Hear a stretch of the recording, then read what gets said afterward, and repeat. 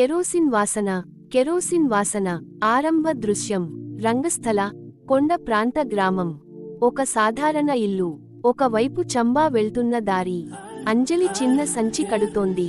రాహుల్ ఉదాసీనంగా నిలబడి ఉన్నాడు. రాహుల్ చెమ్మచెదురుగా అంజలి, ఈసారి పోవద్దు. అంజలి నవ్వుతూ, చంబా జాతర ఏటా ఒక్కసారే వస్తుంది. నువ్వు తెలుసుగా, నేను ప్రతిసారీ వెళ్తాను. రాహుల్ ఓరవలేక అమ్మని చాహనిది. వేరే ఏదో నిర్ణయం తీసుకుంది. అంజలి ఆశ్చర్యంగా, ఏంటి అది?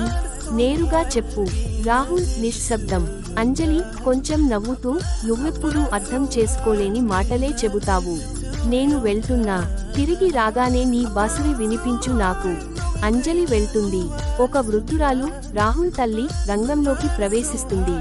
రాహుల్ తల్లి, ఇక ఆలస్యం వద్దు. అంజలికి పిల్లలు పుట్టవు.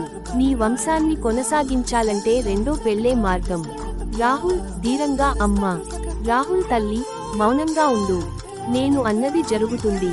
భవాయి సమాచారం తీసుకొస్తాడు. భవాయి, చంబా వెళ్ళాను అంజలి ఊరికి. ఆశ్చర్యకరమైన విషయానికి జరిగింది రాహుల్ ఆందోళనగా, ఏంటి? భవాయి, నీ రెండో పెళ్లి వార్త విన్నాక. అంజలి తన దుస్తులను కెరోసిన్తో నానబెట్టి నిప్పు పెట్టుకుంది. రాహుల్ విస్మయంతో, నా ఊపిరే కాలిపోయినట్లుంది. రెండో భార్య, పుట్టిన బిడ్డ. రంగస్థల కొత్త భార్య చేతిలో శిశువు. రాహుల్ మౌనంగా.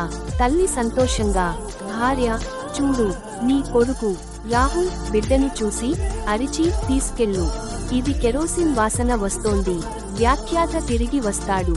వ్యాఖ్యాత, అంజలి తగిలిన ఆ మంటలో రాహుల్ ఆత్మ కూడా కాలిపోయింది. ఇప్పుడు అతను కేవలం ఒక నీడ. ప్రేమగా అంజలి, రాహుల్ తొలి కలయిక. అంజలి, నన్ను ఇష్టపడితే నేరుగా చెప్పు. రాహుల్, నీవు వేయించిన మొక్కజొన్నలా నావసరమైన వాడివి.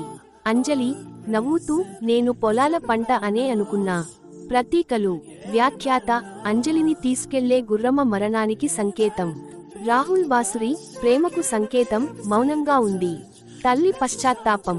రాహుల్ తల్లి, ఊపిరి పీల్చుకుంటూ, మనకో బిడ్డ కోసం, మన బిడ్డను కోల్పోయాను.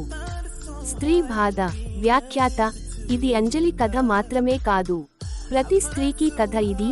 ఎవరి కోరికలకి విరుద్ధంగా నిర్వచించబడింది. స్త్రీ దుఃఖం కేవలం మగవారి వల్ల కాదు, సంస్కృతి, సంప్రదాయాల వల్ల కూడా. ఒక స్త్రీ మరో స్త్రీ శత్రువు కూడా కావచ్చు, తన అపరాధానికి అర్థం లేకుండా.